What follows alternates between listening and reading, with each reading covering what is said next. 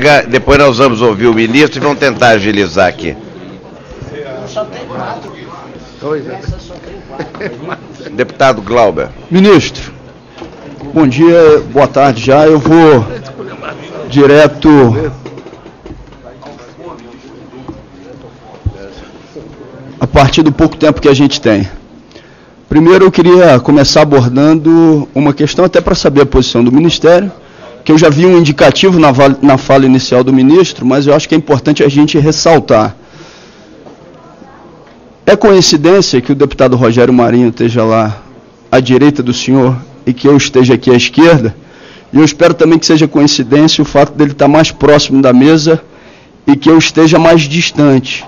Mas o fato é que existem projetos tramitando na Câmara dos Deputados que tratam do chamado assédio ideológico e que, de fato, o que querem fazer é registrar e tornar lei a mordaça e a censura aos professores. Eu gostaria de saber qual é a posição do Ministério em relação ao tema.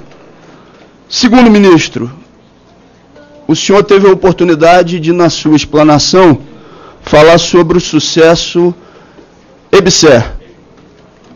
Mas eu queria aqui falar dos estados que não aderiram, como no estado do Rio de Janeiro acontece no Hospital do Fundão e também no Hospital de Niterói, no Clementino Fraga Filho.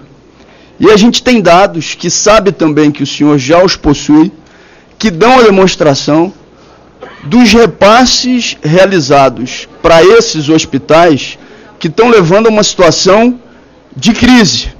E também já quero fazer um contraponto à ponderação que eu ouvi da representação do Ministério de que isso aconteceria por uma decisão do Tribunal de Contas da União. Eu estou com uma decisão do Tribunal de Contas, um voto que diz exatamente o contrário.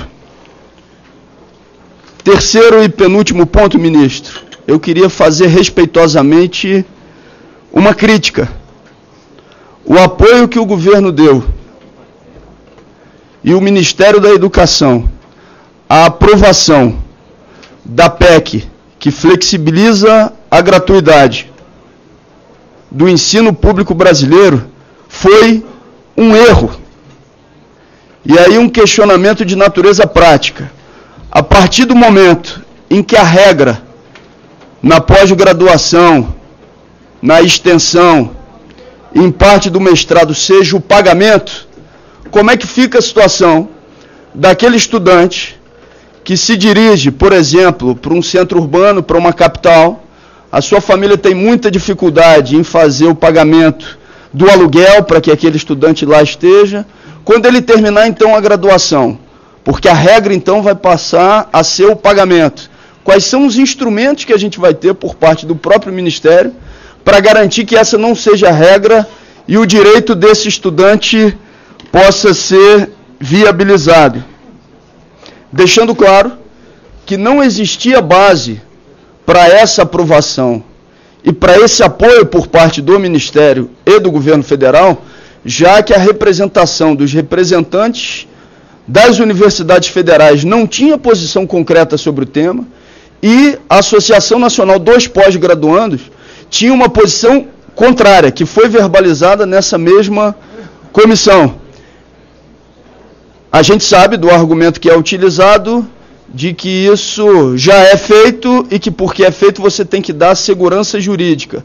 Mas isso não foi, inclusive, dito pela posição da própria representação dos reitores que não tinha posição sobre o tema. E para finalizar, ministro, o último ponto, o senhor falou rapidamente sobre o Sistema Nacional de Educação e eu queria também lembrar que essa discussão está sendo realizada pela Câmara dos Deputados, especificamente pela comissão, a partir do projeto de lei que foi apresentado pelo deputado Ságuas, e que aí eu considero que seja muito importante o Ministério poder realizar essa discussão a partir do acúmulo que a Comissão de Educação também já tem com as audiências que já foram feitas sobre o tema, porque a gente sabe que o prazo é meados do ano que vem para a sua aprovação plena. Obrigado.